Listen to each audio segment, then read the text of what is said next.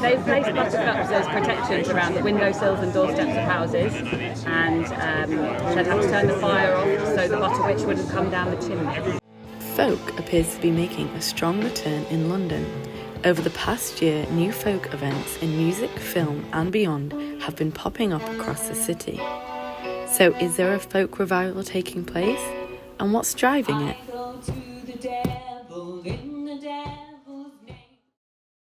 I'm a musician. I make folk music. I haven't always made folk music. I used to make different styles, but I've been making folk music for the last 3 years. And I put on these events called Turning of the Seasons, and they're based around the seasonal celebrations. Yeah, there's people that are a lot more interested in folk. So I guess you could say it's kind of a revival in terms of like popular culture.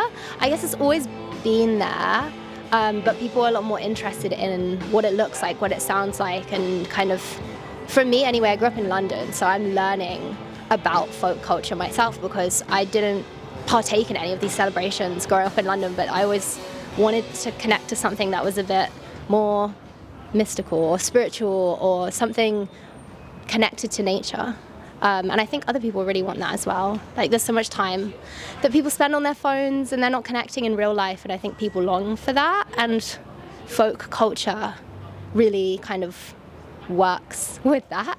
Across London, the conversation is extending beyond just folk music and culture, but what folk can mean to people in the modern day.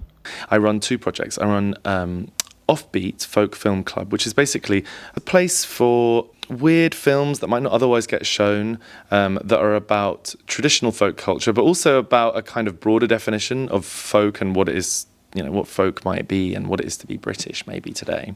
And then I also run the Folk Union, and the Folk Union, it publishes material and content and thought about like this folk scene which is emerging.